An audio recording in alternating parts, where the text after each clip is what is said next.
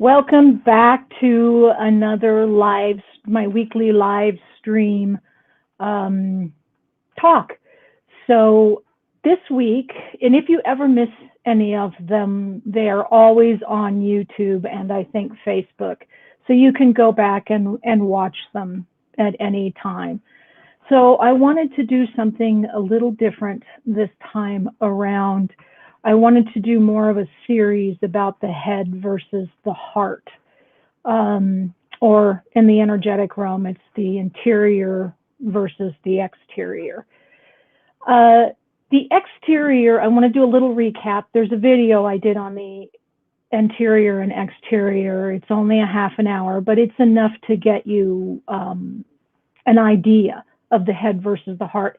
And it's an age-old war, the head versus the heart. They are always seemingly in conflict with one another, and there's a reason for that. The exterior is your learned side. You're born with a blank tape. You come in, and it fills up as you grow up. And then at some point, some people are born awake. At some point, your interior wakes up, and then it has all of your innate perceptions and your life's path, your GPS, your everything you're supposed to be, do, experience in life is in your interior. So the exterior is learned, what other people, society, your tribe, your family has taught you, collides with the interior, creating a huge war or fight between, and that's the heart is the heart chakra, the seat of the soul, your interior world, and then the exterior would be your head and all of its lovely learned attributes that may or may not work with you. There are so many reasons that the head and the heart, the interior and exterior, will get into an all-out war with each other. Many times the head will win because it lies, cheats, steals, pretends to be the interior world. Oh yes, this is right for us. This is what we need, and it's really not. It's the face that you show the world. It's the aspect that interacts with the world. So it's going to be the one that that will just spout out and go off. One of the things I wanted to point out, though, in 90% of the sessions I have and the classes I teach, I find that most people have them backward because the mind likes to lie and get what it wants. We tend to think that the heart is the mind and the mind is the interior, and that's not true. The interior does not judge. It does not see everything as good or bad. It does not seek to harm the self or the pride or anything like that. Whereas the head, it wants what it wants. It will do whatever it can. It's all about the agenda, and the interior world is all about the life experience. It wants to experience life on all levels, not just the ones that are chosen by the head. I hope that makes sense. If you have any questions or comments, just leave them in the comment box below, and I will, sorry, I didn't turn on privacy, and I will answer you as best as I can, or you can hit me up on one of the social medias or my website. The infighting between the heart and the head starts when the head and the heart don't agree, right? And when it comes to lineage, which what we're going to talk about today, the lineage is the head, not the interior world, okay? When we are, when we're choosing to come down into physical form, we choose our parents and a lot of what we want to be and experience in this life. Well, when you choose your parents, you're choosing that lineage, and it may not always agree, or it may completely conflict with your interior, your inner world's plan to, and what to do and how to go about doing that. And it's so common for lineage to get in the way that when I do one-on-one sessions, it's one of the things that I look through is the line of lineage. And for me, what the lineage looks like is, the energy looks like, is if you looked at a time-lapse video at night and you see the streams and cars going really fast, that's what it looks like to me. And since we're made up of trillions and trillions of layers, creating new ones every day, I have to weed through that to look through the lineage thread. And then I can see how the lineage thread is affecting your life, whether it's wreaking havoc or enhancing. Or maybe you were born with the rebel archetype, which just it creates its own path anyway. The rebel archetype is not there just to be contrary. The rebel archetype creates its own path, and it doesn't always agree with society's or the tribe's form of direction. Some of the examples that lineage will get in the way is always in the need to war, even though you don't have a warring archetype. I have a story I'm going to tell you about in a little bit about a friend of mine who's that way. Or maybe it's the opposite. Maybe you fear confrontation.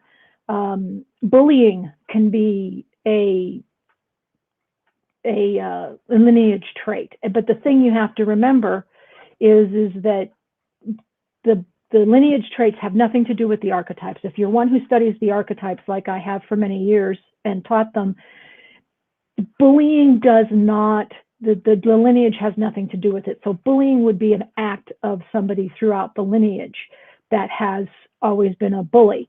The inability to stand up for themselves, the low self-esteem, the loss of power, the honor code, or moving into the shadow of the honor code, can cause all kinds of havoc when you're trying to live your life, make your decisions, and do what you want to with your life. The lineage can get in there and try to control everything. It's crazy how much lineage can affect us. So now that you know lineage has its own energy and its own effect on you, how do you see it? How do you tell if it's lineage? Well, it comes from so many different directions. Like, it can be very much cultural. It can be religious. That's a lineage. If you came down through the years of Catholicism or any of the strict religions, that is a lineage that will hardwire to you, especially if you've done it since you were a child. Cultural Italian lineage, the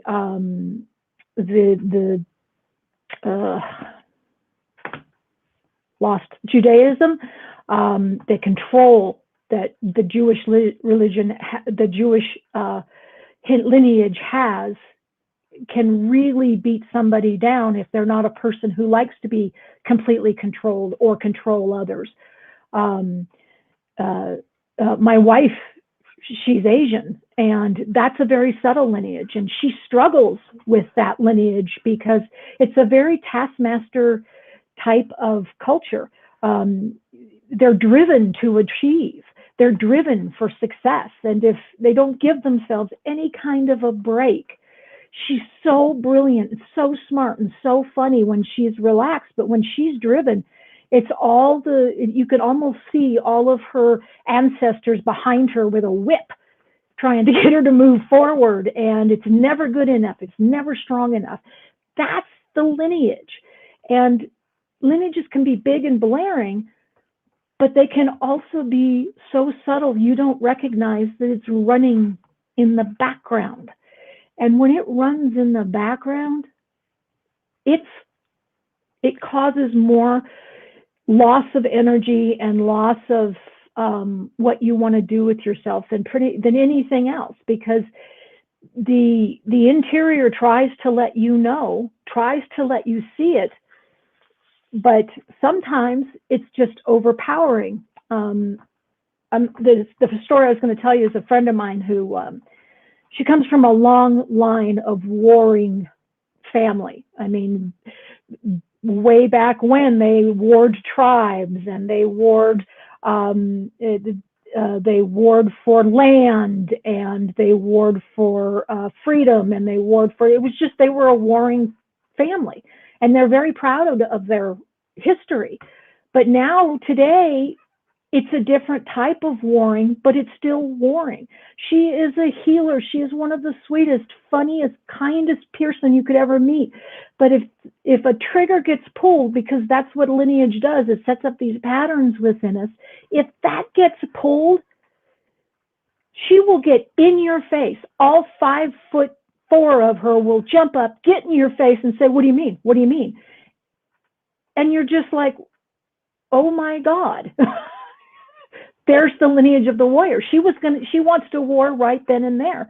And then when she comes out of it, she's really tired, and she doesn't understand how it could just take over like that. It's because it's the lineage, and it has to be addressed.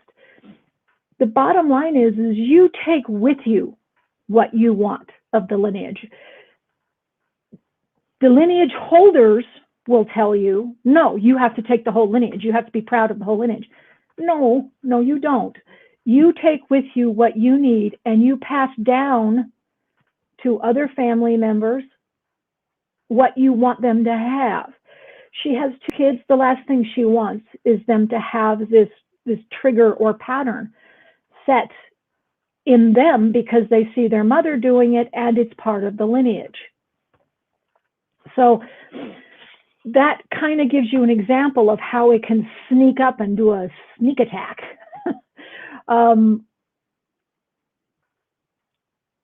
When you're looking at them, some are going to be really obvious.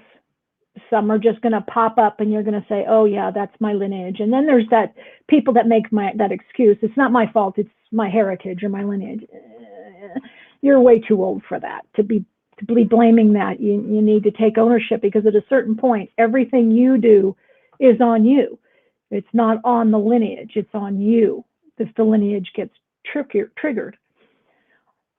Now, when you're looking for it, you want to not so much look at your behaviors, but you want to look at your family history as far back as possible. And when I don't mean go on to one of the lineage sites and look and see what all your parents did. Don't do that. You want to look and see, did they have a history of controlling, or history of warring, or what their history, your parents, your grandparents, what they all had in common that they would do. Now like in the Asian culture, they strive for success, and that's fantastic. That's great. But down the road, here we are, all these years and generations later, that's all they can think about. It takes their every waking thought, and that's not what it was meant to be. It was meant to be to success. But as the lineage move on from here and they move down, we pass on new ones, or exaggerated old ones, to the next generations. And we want to be really careful what we pass on that. Abuse is one of the big ones, that whether it's alcohol abuse or physical abuse can come down through the lineages. And it's up to you to stop anything that you don't feel is of the light or is harmful from going any further. I know many people who've done it, and it's pretty amazing, because they were so affected, and then they find out that it was lineage, and they're like, "Oh, so that is in me," because they would have the anger and the rage, but then they find out that they don't have to take that with them, and they find new tools to work with it so that it doesn't affect them so much, and they don't take it down with them.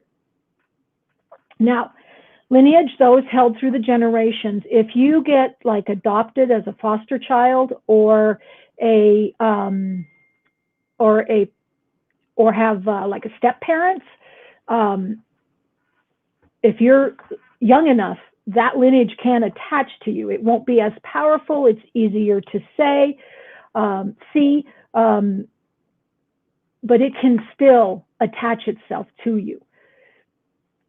When you do look at the lineages, it comes down to the same thing: no judgment. And you do not want to get in there and start judging it, because the minute you've done that, your mind has jumped in there and deemed itself judge. And it will start either justifying its actions or judging what it should have done, could have done, would have done. That is throwing energy into a big dark hole, which we do already with a lot of other things. So no judgment. You're just looking at it from a standby point of view so that you can get a thought and how these actions and behaviors may be in you. And just be honest. Don't lie to yourself. If it's in there, it's in there. It's lineage. You can acknowledge it, and then you can fix it. Going in and saying, oh, I don't have that, or I'm not my mother, or I'm not my father. Oh, hell yes, you are. The idea is to acknowledge it. See it. Don't shove it into the shadows. That takes from you. Pulling it forward makes you acknowledge it. It feeds you. Okay? Truth feeds more than it takes.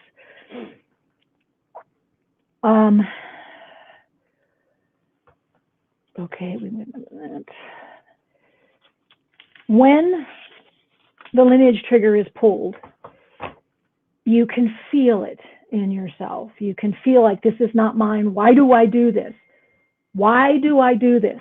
Okay, that's a huge warning flag. When you say certain things to yourself, how you talk to yourself, are you mean to yourself? Is that lineage?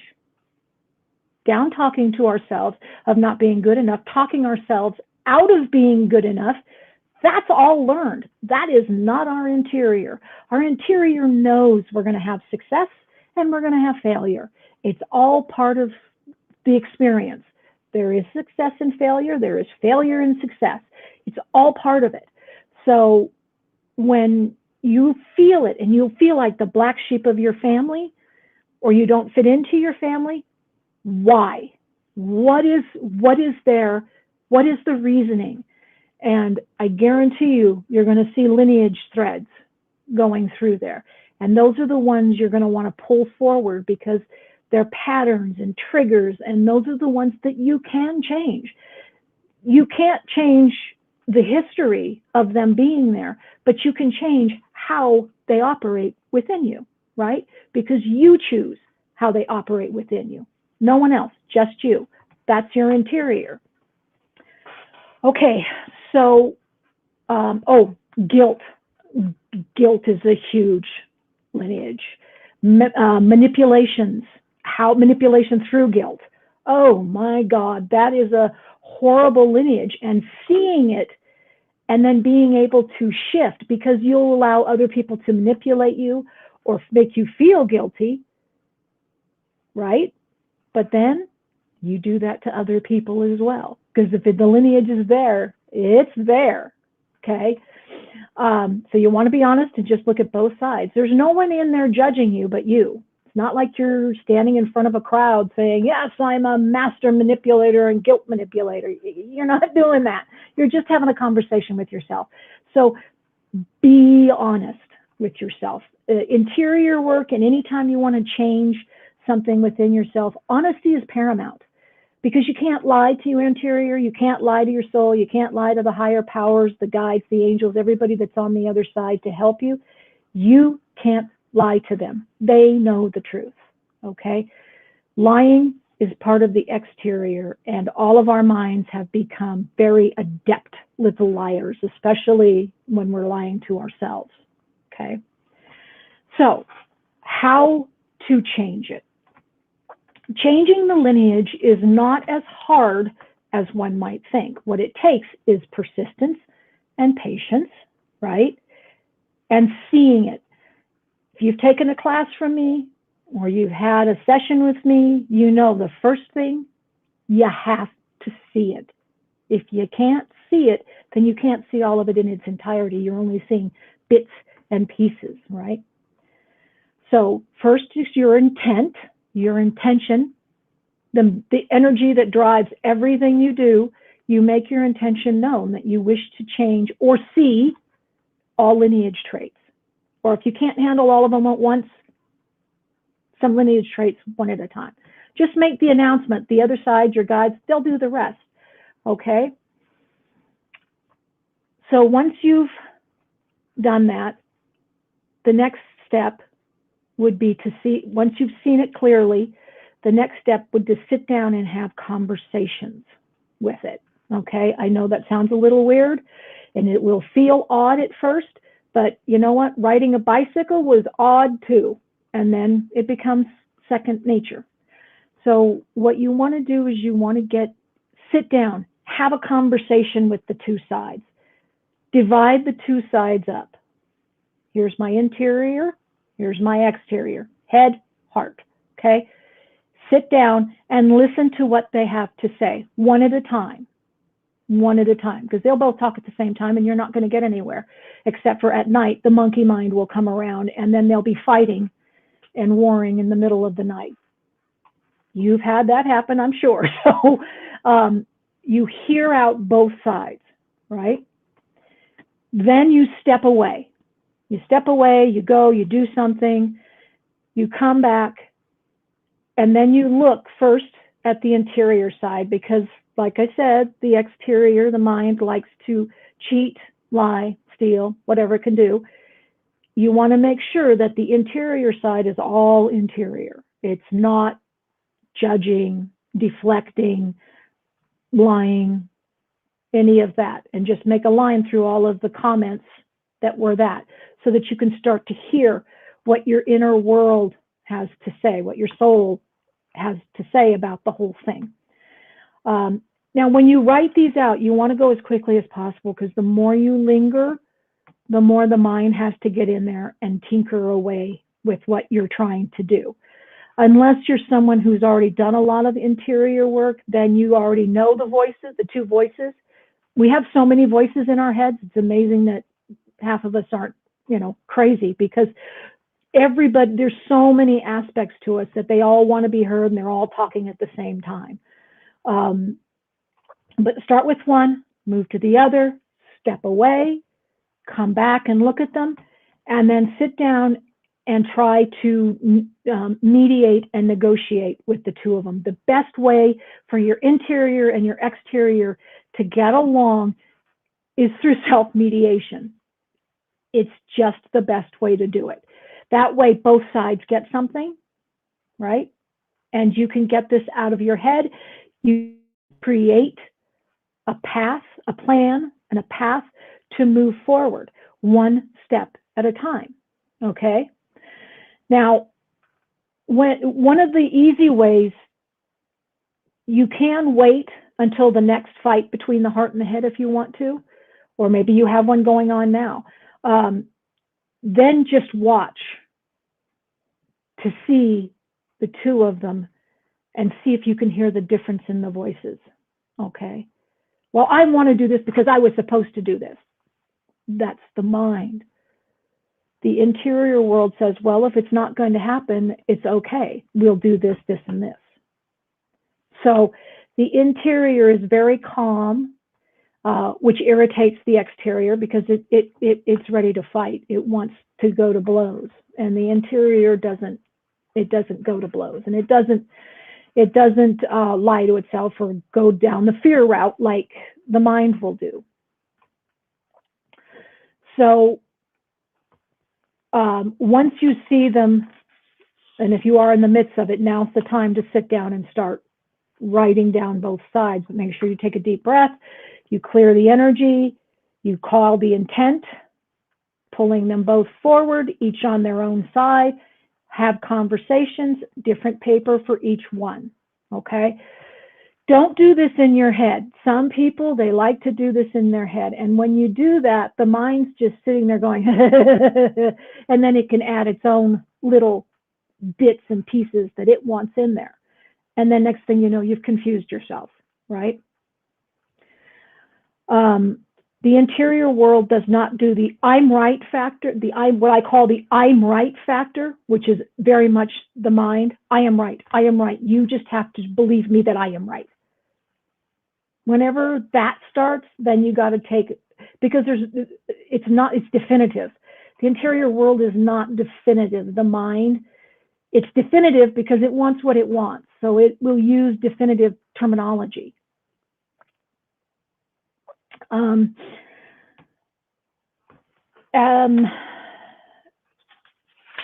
Once you've seen it and you've written it all down, now you come to dismantling, which is part of the writing it down. When you dismantle it, then you start to see, is this mine? Is it part of my path to be controlling or to be really good at guilting? Or maybe it's something I'm supposed to learn, how to stand up for myself. Is it mine? Or can you see where it's come down through the family, right? Now, if you've been adopted, you will notice it won't feel like it's yours, but you really won't know because you don't know the lineage, that kind of thing. But you have the question going on. That questioning, that's your interior saying, this isn't quite right. So you break it down. You start looking at what's maybe part of your path, what's yours, what's mom, dad, grandpa, lineage, learned. Maybe it was learned by a family member who was always around. It could be very much any one of those. So when it's dismantled, then you can see what steps you can take to start making the changes. And the hardest part of creating change within ourselves is that it has to be done in the moment. In order to change any trigger or patterns, we have to first see it. And then when it arrives, we have to stop ourselves and change directions so that we can change how it operates in us, because it's been operating in us for a certain amount of time. So if you're going to bring all of those to a halt, you're going to have to put something else in there. So you put what's right for you, which is what your interior will say, and then you do it again and again. And you're not going to be perfect at it. Perfectionism is another one that comes through the lineage, right? So you're not going to be perfect at it. You're going to flub it up. What's important is that you see it and go, missed it that time, I'll get it next time. That's your interior.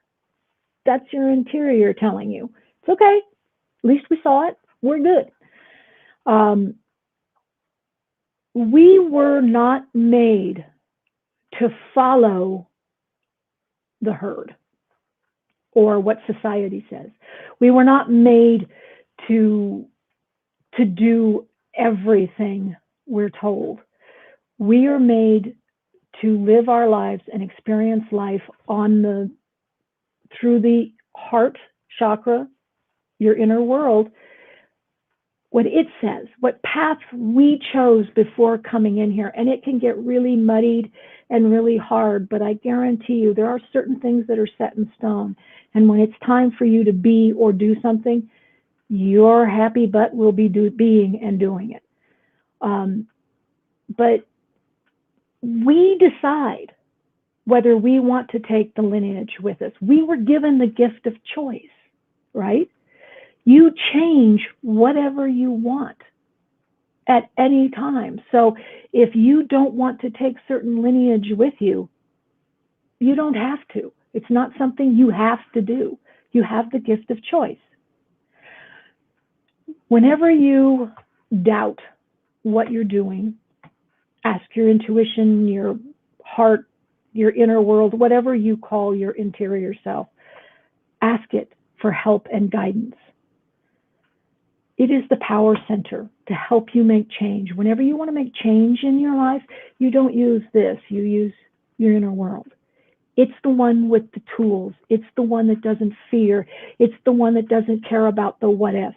It's the one that goes charging forward. Failure be damned. At least it tried. That's your inner world. Call it forward and say, I need your help.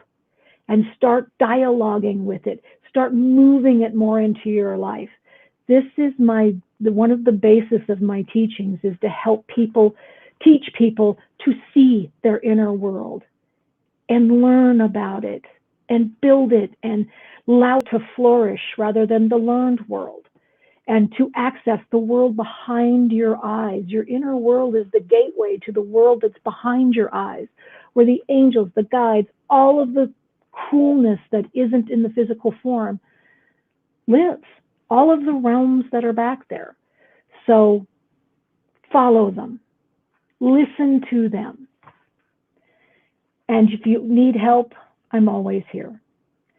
Thank you for listening. And if you'd like to leave a like, I would greatly appreciate it. And subscribe to the next video. Next week, we will be continuing the series. So thank you and have a good day. Take care. Bye-bye.